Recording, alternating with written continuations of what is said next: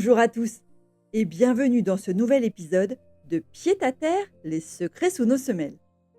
Aujourd'hui, nous allons parler d'un sujet aussi passionnant qu'épicé, la digestion. Alors, préparez-vous, car je vais vous expliquer pourquoi nos pieds peuvent être nos meilleurs alliés pour dire bye bye au ballonnement et welcome à un transit harmonieux. Oui, nos pieds sont bien plus qu'une simple plateforme pour nos chaussures. Mais avant tout, laissez-moi me présenter rapidement. Je m'appelle Nadie Grudet et je suis une réflexologue passionnée depuis quelques années déjà. J'ai suivi une formation en réflexologie plantaire selon l'énergétique chinoise. Et chaque jour, je reçois des personnes en recherche de bien-être, de mieux-être, et cela naturellement, entre autres grâce à leurs pieds. Allez, c'est parti pour un épisode qui, je l'espère, ne vous donnera pas de nœud au ventre, mais plutôt une irrésistible envie de prendre soin de vous jusqu'au bout des orteils. Pour commencer, plongeons dans le monde fascinant de la digestion, ou comme j'aime l'appeler, le grand voyage de l'aliment. En effet, pour bien comprendre les bienfaits de la réflexologie sur notre corps, il est essentiel de connaître notre système digestif. Après tout, apprendre comment il fonctionne, c'est déjà faire un premier pas vers une meilleure santé. Dans cette première partie, voyons ensemble le système digestif, organe par organe.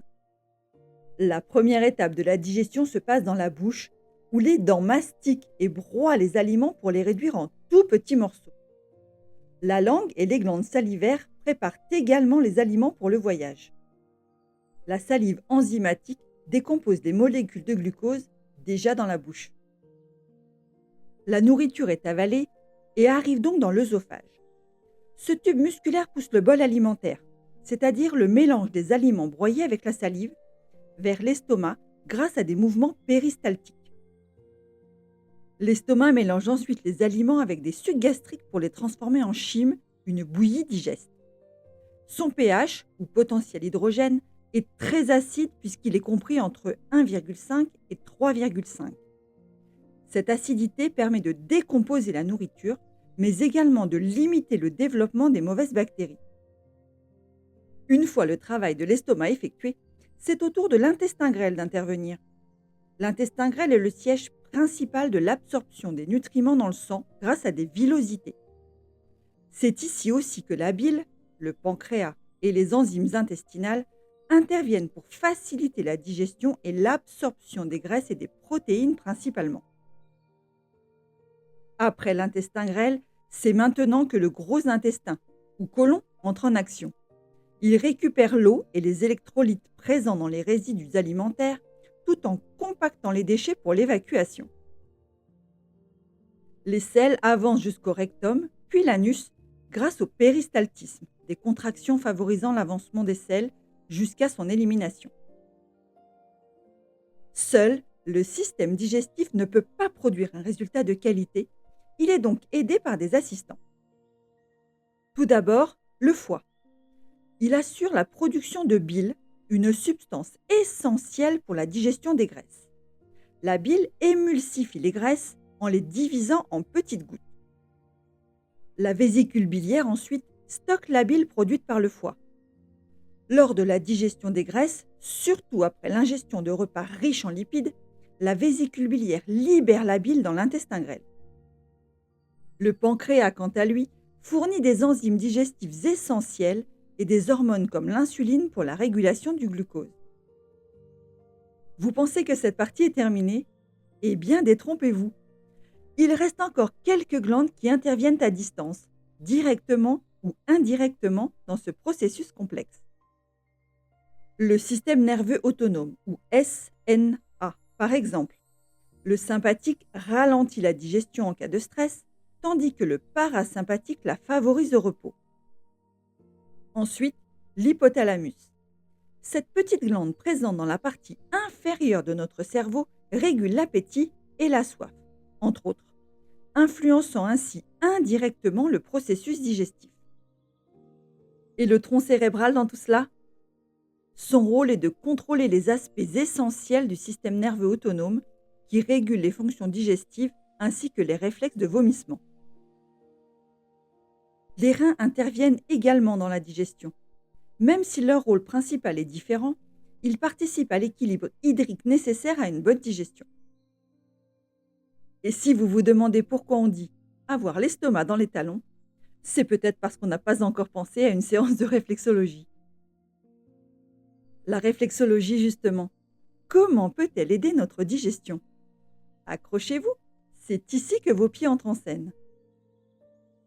Chaque organe, glande ou partie du corps citée dans la partie précédente sera travaillée, sous les pieds, pour l'ensemble des exemples cités ci-après, mais de manière différente selon les cas.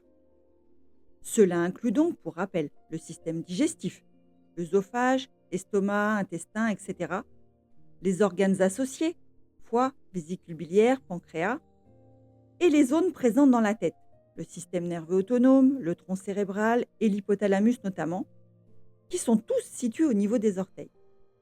Je rajouterai le diaphragme parce que c'est une zone clé pour soulager les tensions et favoriser la respiration abdominale, essentielle pour une bonne digestion. Voici donc maintenant quelques exemples concrets de ce qui peut rendre votre ventre un peu trop expressif. Le premier trouble que je vais aborder ici concerne la constipation. Même si ce déséquilibre est plus présent chez les femmes, chacun peut être touché, occasionnellement ou de manière chronique, par ce trouble.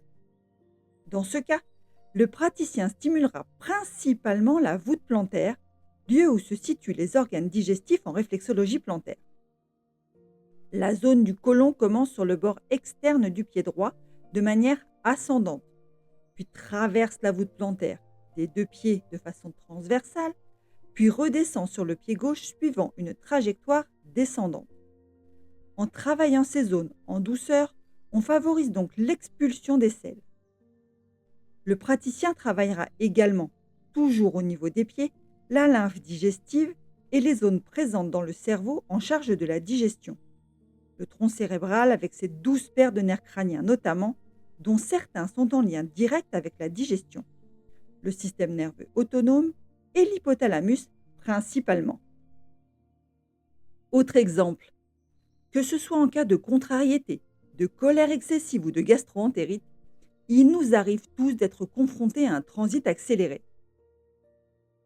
Dans les cas de diarrhée, le praticien va cibler les mêmes zones du côlon que celles citées précédemment, mais avec des techniques différentes pour ralentir le transit et calmer les spasmes. De plus, il complétera son travail par les zones immunitaires s'il s'agit d'une gastro-entérite et travaillera également le système lymphatique pour aider le corps à se nettoyer. Un repas trop lourd, le ventre gonfle, devenant même quelquefois douloureux, provoquant dans certains cas des gaz qui nous mettent mal à l'aise. Dans les cas de ballonnement, votre réflexologue mettra ses pouces en action pour travailler l'ensemble du système digestif, les glandes endocrines et le SNA présent dans le cerveau, mais en insistant sur l'intestin grêle et le pancréas entre autres. En les stimulant, on réduit les tensions et gaz accumulés. Un travail sur la lymphe digestive et abdominale peut permettre de réduire également les ballonnements. Ce mauvais goût dans la bouche qui peut parfois rester en arrière-goût des aliments. Désagréable, non? Dans les cas de remontées acides, c'est très souvent la zone du cardiaque qui se trouve bloquée. Ce petit clapet se trouve entre l'œsophage et l'estomac. Il se retrouve souvent coincé dans un diaphragme tendu ou un repas avalé trop rapidement. Un travail précis sur le cardia et le diaphragme aide donc à réguler les remontées acides. On peut bien évidemment, en fonction de chacun, travailler d'autres zones, et notamment celle du stress si les remontées acides sont chroniques. Et pour les jeunes parents, petit focus sur les reflux gastro-œsophagiens, ou RGO. Chez les nourrissons, ce trouble est assez fréquent. Dans ce cas, la zone du cardia est stimulée avec une extrême douceur pour soulager rapidement. Bien évidemment, le praticien, en plus du système digestif dans son ensemble, stimulera les orteils de bébé pour rééquilibrer certaines glandes endocrines ou organes présents dans le cerveau et retrouver ainsi une digestion harmonieuse. Pour les praticiens formés en énergétique chinoise, un travail sur les éléments intervenant dans la digestion peut renforcer l'efficacité du soin.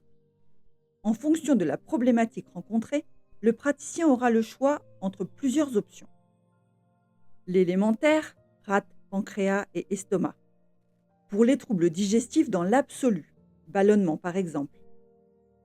L'élément métal, poumons et gros intestin. Pour les troubles digestifs liés à l'élimination, constipation notamment. Et l'élément feu, intestin grêle et cœur. Pour les troubles digestifs liés aux émotions, troubles digestifs liés au stress ou reste de nourriture dans les selles par exemple. On peut également inclure des points de méridien pour améliorer la qualité de la digestion et harmoniser ainsi l'énergie globale. Pour les problèmes de ballonnement, le méridien de la rate peut être très efficace, et notamment les 3 premiers points, RP1, RP2 et RP3. Pour les problèmes de diarrhée, les méridiens de la rate et de l'estomac peuvent accentuer l'effet de la séance, et notamment les points E36, RP2 et RP3. Pour les remontées acides ou les RGO de bébé, c'est le méridien de la vésicule biliaire qu'il faudra travailler, et plus principalement VB23 et VB24. Enfin, pour la constipation, de nombreux points sont possibles sur différents méridiens. Dans ce cas, le praticien pourra travailler, entre autres, le point RP3 du méridien de la rate, les points RN4 et RN7 du méridien du rein, ou encore le point G14 du méridien du côlon.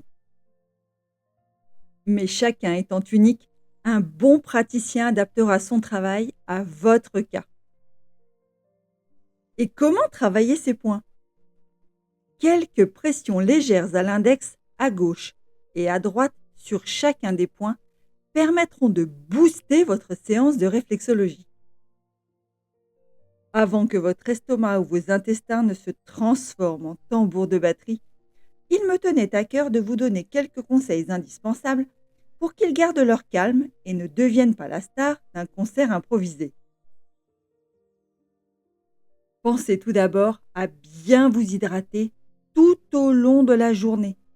Et si possible, préférez l'eau aux tisanes ou café. Favorisez également une alimentation équilibrée et riche en fibres, surtout en cas de constipation. Vous pouvez également aller marcher un petit quart d'heure après les repas pour aider votre système digestif à se mettre au travail.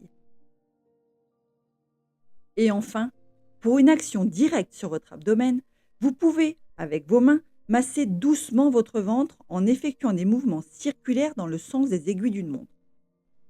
Commencez par le bas du côté droit, remontez sous les côtes, descendez à gauche, puis revenez à droite pour suivre le trajet du côlon.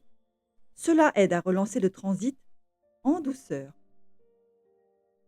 Petite précision, si vos troubles digestifs deviennent récurrents, je vous conseille fortement d'en parler à un professionnel de santé, médecin de préférence ou pharmacien. Et s'il ne vous le propose pas, demandez-lui si une cure de probiotiques pourrait vous aider. Les probiotiques et prébiotiques permettent le maintien du microbiote intestinal. Je terminerai cet épisode en rappelant que des études ont démontré que les intestins agissent comme notre deuxième cerveau, influençant donc notre bien-être général. Prendre du temps pour soi, se détendre et éliminer les tensions accumulées est non seulement bénéfique pour l'esprit, mais aussi pour le corps, et notamment sur la digestion. Un microbiote intestinal de qualité pourrait même agir sur la qualité de notre sommeil. C'est dire à quel point avoir un bon microbiote intestinal est important pour notre santé en général. La réflexologie, en stimulant des zones spécifiques, favorise une digestion de qualité et contribue à améliorer notre quotidien en apaisant le stress et en optimisant le fonctionnement de nos organes.